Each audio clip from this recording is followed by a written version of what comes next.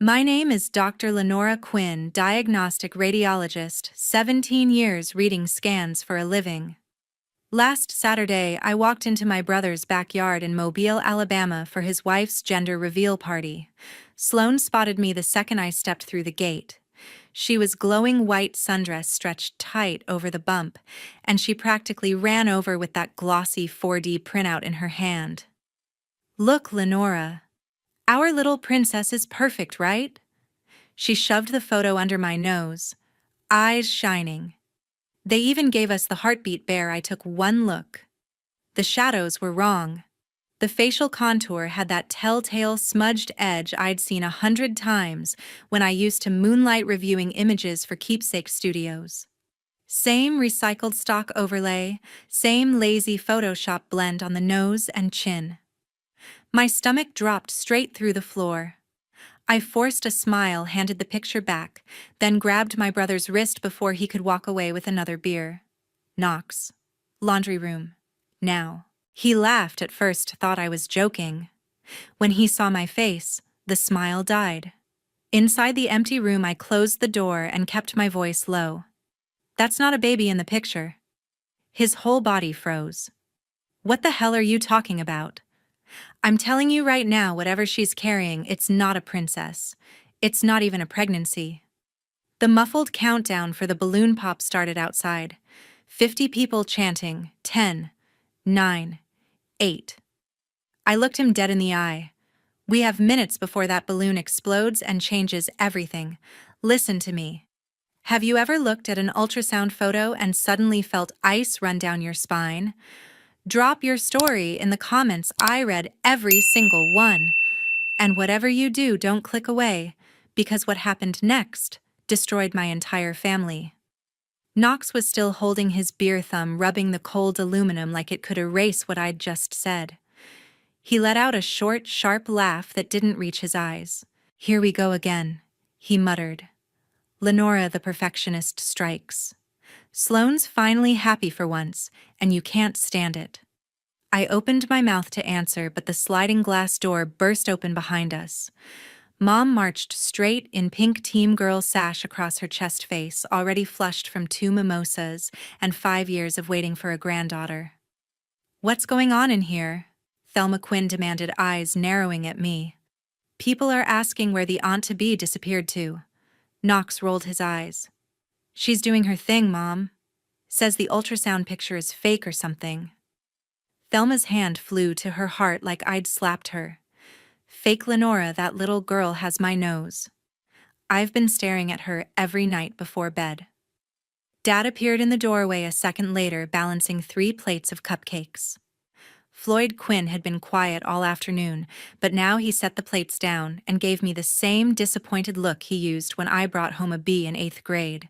"Sweetheart," he said gently, "you work too hard. You're seeing problems where there aren't any." I tried anyway. The shadows are inconsistent. The facial proportions repeat exactly like stock overlays I used to flag when I consulted for those boutique studios. This isn't a real fetal face. Mom waved me off before I finished the sentence. "Those places are blessings." Sloane said the technician spent 45 minutes getting the perfect shot. They even let her pick the music for the video. Knox took a long pull from his beer. "You're embarrassing yourself, Lenora. And you're upsetting Sloane." Through the glass, I could see Sloane on the patio laughing with her college friends, one hand resting on the curve of her belly. She looked radiant. She looked like every hopeful mother I'd ever delivered bad news to, except this time the bad news was standing right behind her with a forced smile. I swallowed the rest of my explanation. They weren't going to hear me. Not today. Not with 50 guests and a giant black balloon waiting to decide the rest of their lives in pink or blue confetti. "Fine," I said quietly. "Let's go back out there." Knox exhaled like he'd won. Mom looped her arm through his and steered him toward the door. "That's my boy. Come on, your wife needs you for pictures." Dad lingered a second longer. He put a hand on my shoulder, the same hand that used to check for fever when I was little. "We love you, kiddo. But today's not about scans and shadows. Today's about family." Then he walked out too. I followed them back into the sunlight. The DJ had started the music again, some upbeat pop song about little girls and sugar and spice. Sloane spotted us and waved me over, eyes sparkling. "Everything okay?" she asked, reaching for my hand. I squeezed once. "Perfect," I lied. She beamed and pulled me into the group photo. Someone shoved a big sis sash over my head. Cameras flashed. Mom was already tearing up. Dad raised his plastic champagne glass for a toast about finally getting the granddaughter he'd prayed for every Sunday. Knox stood behind Sloane, arms wrapped protectively around her chin, resting on her shoulder. He caught my eye across the circle and gave me the smallest shake of his head, the same one he used when we were kids, and I tried to tattle about something he'd done. Message received. Drop it. The countdown girl, Sloane's best friend from work, grabbed the giant pin and started the chant. 50 voices joined in. I stood there with my phone up recording like everyone else, smile glued on while my heart hammered against my ribs. 10, 9, 8. Sloane squeezed my hand so hard I felt the bones grind. 7, 6, 5. Mom was crying openly now, clutching Dad's arm. 4, 3, 2. I closed my eyes for half a second and prayed I was wrong. 1. Pink confetti exploded everywhere, sticking to sweaty arms and landing in champagne glasses. Screams of joy ricocheted off the fence. Sloane spun in a circle, both hands pressed to her mouth, tears streaming down her cheeks as Knox lifted her off the ground. Mom rushed forward first, wrapping them both in a hug so tight I thought she'd never let go. She kept kissing Sloane's belly through the dress, whispering my granddaughter over and over like a prayer finally answered. Dad pulled out his phone, filming with one hand while wiping his eyes with the other. Strangers hugged strangers. Someone popped another bottle. The backyard had turned into pure celebration. I stood frozen in the middle of it all, phone still raised, recording on autopilot. My legs felt like concrete. Sloane broke free from the crowd and threw her arms around my neck. "We're having a girl!" She squealed into my ear, the scent of vanilla and baby powder thick around her. "You're going to be the coolest aunt." I hugged her back because there was nothing else I could do. Her body shook with happy sobs against mine. The party rolled on. Cake was cut. Gifts were opened. Someone handed out tiny pink onesies. Knox kept one arm around his wife the entire time, grinning so wide his face had to hurt. Eventually, the sun dipped lower and guests started gathering purses and kids. Tables were folded. Trash bags appeared. I carried a stack of paper plates toward the kitchen when I heard Sloane's voice behind me, quieter now. "Hey, I don't feel so great." She was leaning against the patio table, one hand low on her abdomen. "Probably just too much sugar, but it's kind of cramping." Knox was there in a second. "You okay, babe?" She tried to laugh it off. "Too many cupcakes." "I'm fine." But her face had gone pale under the makeup, and the way she kept shifting her weight told me everything. I'd seen that exact discomfort on 100 patients. I set the plates down. Spring Hill is literally 10 minutes away. I know the charge nurse tonight. Let me drive you just to be safe. Knox hesitated, glancing at the half-cleaned yard. Mom overheard and immediately waved him off. "Go. Take care of my girls." She said it with this soft, dreamy smile, like the universe had finally delivered her order exactly as requested. Sloane nodded weakly. "Yeah. Better safe than sorry, right?" Knox grabbed her purse and the diaper bag someone had already gifted them. Dad clapped him on the back. "Call us the second you know anything." We walked to my SUV in silence. Sloane slid into the passenger seat, Knox in the back.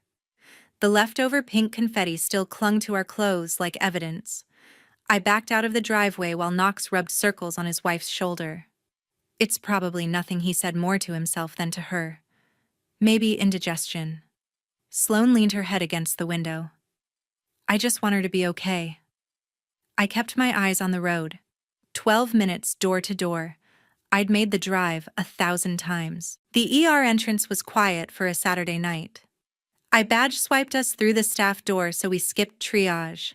The charge nurse Carla took one look at me and waved us straight to an ultrasound room. Sloane lay back on the table lifting her dress without being asked.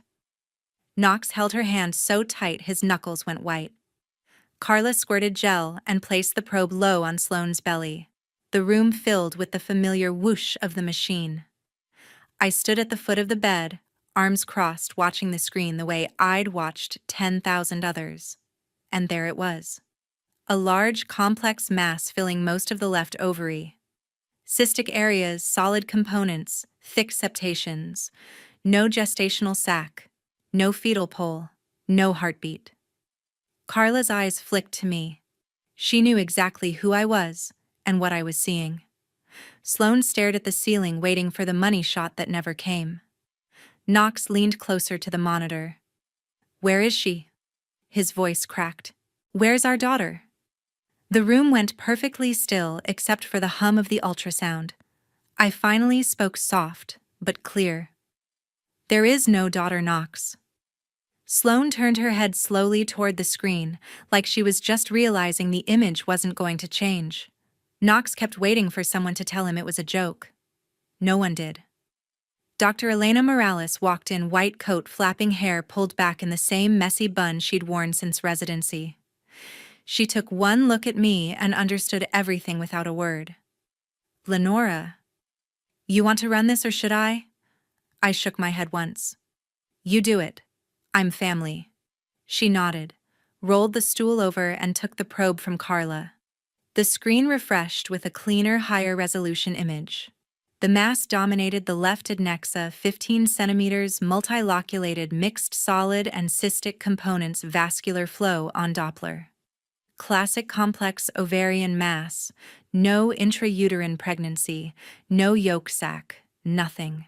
Elena turned the monitor slightly so Sloane could see clearly.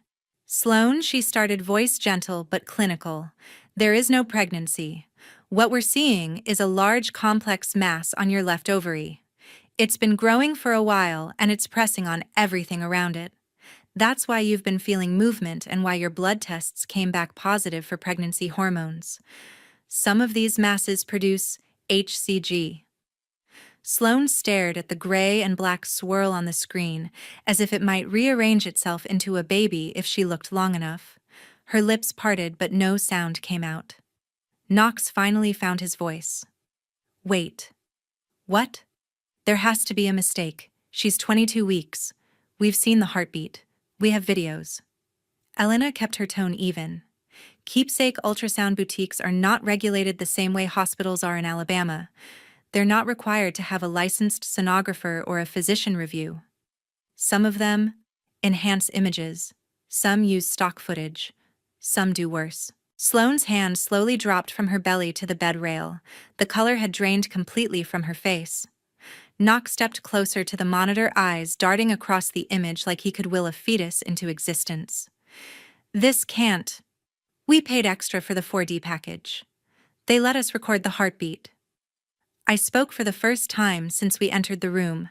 That heartbeat was probably a recording they play for every client. It's the same 30-second loop. Sloane turned her head toward me, slow, like her neck had rusted. Tears slid sideways into her hair. "Why would you do this to me?" she whispered. Not angry, just broken. Knox's gaze snapped to me. Confusion, betrayal, panic, all fighting for space on his face. "Lenora, tell me this is some sick joke." Elena answered before I could. "It's not. We need to admit her tonight. Gynecology oncology is already on call. This mass is big enough that we'll need surgical removal probably tomorrow morning." Sloane's breathing turned shallow and fast. Knox grabbed her hand again, but his own were shaking now.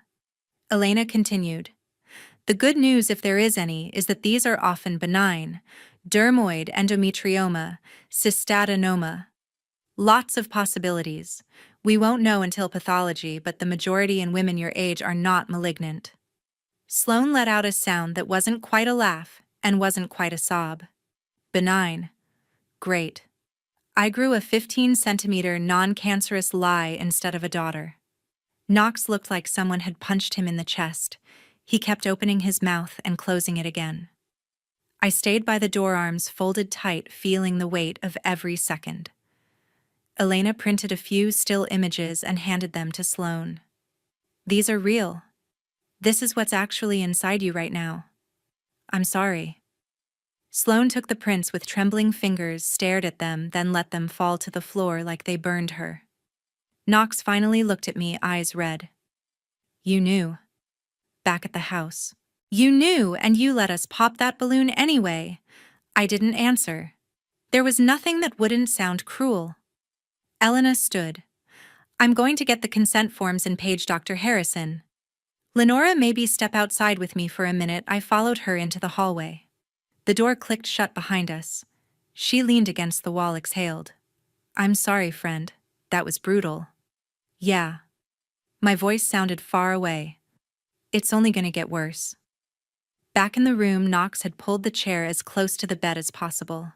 Sloane was curled on her side, facing away from him, shoulders shaking with silent crying. He kept rubbing her back in slow circles, whispering things I couldn't hear. I stood in the doorway a moment longer, then turned and walked down the corridor. The pink confetti was still stuck to my shoes. The recovery room smelled like antiseptic and stale coffee. I stood outside the glass, watching the monitors climb back to normal. Dr. Harrison had taken the left ovary and tube laparoscopically, 3 tiny incisions hidden under pink bandages. Pathology called it a benign mature cystic teratoma, classic, dermoid hair teeth. Fat the works. Nothing malignant. Sloane would keep her fertility. On paper, the best possible outcome. I waited until the nurse gave the thumbs up, then walked in carrying the world's weakest bouquet from the hospital gift shop. Sloane's eyes were open, fixed on the ceiling tiles. She didn't turn when my shoes squeaked on the linoleum. "Hey," I said softly. "Surgery went perfectly. You're going to be fine." She gave the smallest nod, nothing more. Knox sat on the stool beside her, elbows on his knees, hands clasped so tight the skin had gone white. He glanced up, offered a tired half-smile that didn't reach anywhere important, then looked back at his wife. I set the flowers on the rolling table. Pain under control. Another tiny nod from Sloane. The silence stretched until it snapped. I started to speak again, but the door opened behind me. Mom walked in wearing the same pink cardigan from the party, now wrinkled and smelling faintly of barbecue smoke. She took one look at me standing by the bed, paused, then stepped around me as if I were furniture. She leaned over. Sloane pressed a kiss to her forehead and whispered something that made Sloane's chin tremble. I waited for the usual hug, the "thank God you're okay," the hand on my arm. It never came. Instead, Mom straightened, gave me a polite, distant smile, and quietly closed the privacy curtain between me and the bed. The metal rings scraped like chalk on a board. I stood there on the wrong side of the fabric, listening to the murmur of her voice soothing Sloane, telling her she was still young, that real babies would come when the time was right, that God had a plan. My phone buzzed in my pocket. "Knox's wife needs rest. Maybe give her some space today. Thanks for everything you did." No anger. No accusation. Just a period at the end of the sentence that felt like a locked door. I walked out into the surgical hallway, fluorescent lights humming overhead. Nurses bustled past with charts and IV poles. I found an empty family waiting area, sank into a vinyl chair, and stared at the muted television playing some morning talk show. Dad showed up 20 minutes later carrying 2 coffees. He handed me one without asking how I took it anymore. Black. Same as him. We sat side by side, sipping in silence. "She's awake," I said eventually. He nodded. "Your mother's with her?" Another silence. She closed the curtain on me. Dad sighed, rubbed the back of his neck. "People process differently, Lenora. She's never done that. Not once in 38 years. He didn't answer right away. When he did, his voice was low. Sloane lost a baby today that she carried for 5 months. That's how she's seeing it. Doesn't matter what the scans say. In her head, she buried a daughter this morning. I swallowed hard. I didn't take that from her. The boutique did. I know. He set his cup down. But you're the one who said it out loud. We let that sit between us until the coffee went cold. That night, I slept in the on-call room because going home felt pointless. My phone stayed quiet except for the occasional update from the nurses, pain-managed, tolerating ice chips sleeping. The next morning, I tried again. Walked to her room with a real breakfast sandwich instead of vending machine junk. Mom was already there, helping Sloane sit up, fluffing pillows like she'd done for me when I had my tonsils out at 7. When she saw me in the doorway, she paused, then continued adjusting the blanket. Sloane looked past, her eyes red-rimmed, and gave me the weakest smile I'd ever seen. "Hey," she croaked. "Hey." I held up the bag. "Thought you might want something that isn't hospital eggs." Mom took the bag from my hand, murmured thanks, and set it on the tray untouched. Knox walked in behind me carrying a duffel of fresh clothes. He kissed Sloane's temple, then turned. "Morning," he said to me, polite, neutral, like I was a coworker he barely knew. I lasted 30 seconds of small talk about discharge paperwork before I excused myself. In the hallway, I leaned against the wall, closed my eyes, and felt the first real crack run straight through everything I thought family meant. By the time Sloane went home 3 days later, I had become the visitor who waited in the corridor, the one nobody quite knew where to seat. My apartment had become a war room. Printouts covered the dining table, color-coded sticky notes on every wall, 3 monitors glowing in the dark. I hadn't cooked in weeks. Takeout boxes formed a leaning tower beside the couch. It started with the Facebook group Mobile Moms to Be. 23,000 members, mostly harmless nursery photos and stroller debates. I searched Sweet Angel and the screen filled with horror stories. One woman wrote that they told her twin boys when she was carrying a girl. She'd already painted the nursery lavender. Another posted side-by-side images, the boutique's glossy 4D print versus her hospital scan 2 days later. Completely different anatomy. A third shared a GoFundMe. Ectopic pregnancy missed at 20 weeks, because the boutique tech said baby is just shy. She lost her tube and almost bled out. I screenshotted everything, saved the original files with timestamps, and started private messaging. Within 48 hours, I had 32 women willing to talk. By the end of the week, 51. I drove to Pensacola one Saturday to meet Ashley, 29, former Sweet Angel client. We sat in a coffee shop off Cervantes Street while she pushed ultrasound prints across the table. Same recycled face, same smudged nose, overlay I'd seen on Sloane's photo. She'd miscarried at 19 weeks after the boutique insisted everything looked perfect. She cried quietly into her latte. I promised her this wouldn't happen to anyone else. Back home, I built a timeline. Melanie Parsons opened Sweet Angel in 2019. First complaint filed with the Alabama Department of Public Health in 2020. Nothing happened. Keepsake boutiques operate in a gray zone. They're not medical facilities, so no requirement for licensed sonographers or physician oversight. They just can't diagnose. Except they were diagnosing every day in pastel rooms with fake diplomas on the wall. I cold-called Daniel Pierce, a mobile attorney who'd sued a similar studio in Mississippi. He took my call on the third ring. "Send me what you have," he said, voice calm, no sales pitch. "If it's as bad as you say, we'll bury them." I emailed him a 180-page PDF that night. 2 days later, he called back. "We're filing a mass action. I've already got 12 plaintiffs ready to sign. The state health department is very interested." I met Melissa Chen from ADPH the following week in a windowless conference room downtown. She spread my binder across the table like it was evidence in a murder trial.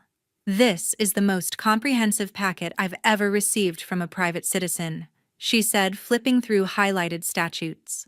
"We can open an immediate investigation for practicing medicine without a license, fraud, deceptive trade practices." She asked if I would submit an official affidavit. I said yes before she finished the sentence. That night, I sat on my balcony staring at the port lights across the bay. My phone stayed dark. No texts from Knox, no check-ins from Mom. Dad had tried once a week after discharge asking if I wanted to come for Sunday dinner. I said I was on call. I wasn't. I kept working. More women came forward. A local news station ran a teaser after someone leaked a few stories. Melanie Parsons posted a tearful Facebook Live claiming harassment, saying jealous doctors were trying to ruin small businesses. The comments were brutal on both sides. Daniel sent discovery demands. Subpoenas flew. Former employees messaged me anonymously. One admitted they were told to make the client happy no matter what the screen showed. Another sent a folder of raw files. Dozens of families given the exact same smiling baby overlay rotated 90 degrees. I printed everything, organized it into numbered tabs, and delivered banker boxes to Daniel's office myself. One Thursday, he called. Health Department just issued an emergency cease and desist. They're raiding the studio Monday morning. They want you there when they serve the order. I sat down hard on the kitchen floor back against the cabinets and cried for the first time since the recovery room curtain closed. Not because we'd won, because nobody in my family would ever care. Monday morning arrived with a hard Gulf sun bouncing off the strip mall windows. I parked across the street from Sweet Angel 3D Studio at 7:45 a.m. engine, off hands tight on the wheel. 3 unmarked white vans pulled in at 8:00 sharp. Melissa Chen stepped out first, folder in hand, followed by 2 mobile PD officers and 4 more state inspectors wearing Navy windbreakers. A small crowd of former clients had already gathered on the sidewalk. Someone had created an event page. Phones were up. I stayed in my car. The front door was still locked. Melissa knocked once, official and loud. Melanie Parsons opened it in a pink smock embroidered with tiny angel's smile frozen when she saw the badges. Melissa read the cease and desist order aloud on the doorstep so every phone could record it. Melanie tried to close the door. An officer put his boot in the way. Within 30 seconds, they were inside. I finally crossed the street. The boutique looked smaller in daylight. Pastel walls glitter, lettering a giant framed photo of a smiling infant that wasn't real. The plush white sofa still had the indentation where Sloane had sat the day they handed her the fake heartbeat bear. Officers moved fast, sealing computers, boxing hard drives, photographing every fake diploma. Melanie stood in the middle of her Pink Kingdom mascara, already running, shouting that this was persecution of female entrepreneurs. Melissa calmly handed her the criminal warrant. The cuffs came out. Click, click. Someone in the crowd started clapping. It spread until the patrol car pulled away.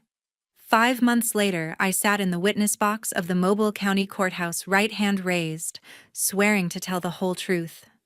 The courtroom smelled like old wood and tension. Daniel Pierce walked me through every screenshot, every recycled overlay, every missed ectopic, every falsified heartbeat recording. I answered in calm, flat medical language while Melanie stared straight ahead, lips pressed, bloodless. The prosecutor called 47 plaintiffs. 39 showed up. Knox and Sloane were subpoenaed twice. Both filed motions to quash, citing emotional distress and privacy concerns. The judge granted it. Their names never appeared on the witness lists again. Closing arguments lasted one afternoon. The jury deliberated for 4 hours. Guilty on all counts: practicing medicine without a license, wire fraud, mail fraud, deceptive trade practices, theft by deception. The judge sentenced Melanie to 5 years in Tutwiler Prison for Women and ordered restitution totaling $847,000 split among the victims. She cried when the gavel fell. I didn't. Afterward, reporters swarmed the courthouse steps. I slipped out the side exit, sunglasses on, and drove straight home. That night, I poured a glass of wine and opened my phone for the first time in days. A local news alert popped up: Sweet Angel owner sentenced, victims vindicated. I scrolled the comments. Hundreds of hearts crying emojis, messages calling me a hero. My family chat stayed silent. No congratulations. No, we were wrong. Nothing. I set the phone face down and watched the port lights blink across the bay until the glass was empty. Justice had been served loud and public and final. But the people whose opinion mattered most to me had chosen the side that lost. The holiday card never came that year. No posed photo of Knox and Sloan in matching sweaters. No baby girl Quinn arriving spring 2025 letter pressed on thick cardstock. My mailbox stayed empty except for bills and ads. Dad's Sunday texts slowed to once a month, then stopped. Mom still posted Bible verses and sunset pictures, but my name never appeared in the captions anymore. I heard the rest in pieces. Sloan quit her teaching job in February. Neighbors saw the curtains drawn at noon, groceries delivered, lights off by 7. Knox took extra shifts, slept at the office some nights, tried therapy alone when she refused to leave the house. By summer, the house went on the market. Sold in 9 days. The divorce papers were filed quietly in August. Irreconcilable differences. No fault assigned. They split the furniture, the dog, the savings. Sloan kept the house proceeds. Knox took the new job offer in Atlanta, senior project manager, 6 figures, fresh start, 330 miles north. He moved the first weekend in October. I found out from a mutual high school friend who saw the U-Haul. I texted him once: safe trip. Let me know when you get there. The message stayed delivered, never read. Thanksgiving came and went. Mom cooked for 2. Dad ate in front of the football game. They didn't invite me. Christmas lights went up on every house on their street except theirs. I drove by anyway, slowed past the dark windows, saw the realtor's lockbox still on the door even though the sale had closed months earlier. Sloan moved into a 1-bedroom near the bay, blinds always half shut. Mom mailed her banana bread and devotionals every few weeks. I know because I ran into her at the post office. I kept working. Same reading room, same dictation booth, same cold coffee. I read ovarian masses, brain tumors, fractured spines, and every time the probe hit a pregnant uterus, I double-checked the credentials on the outside lab report. Some habits become religion. One Thursday in January, I came home to find a plain white envelope slid under my door. No return address. Inside was a single ultrasound photo, the real one from Spring Hill, the one with the complex mass.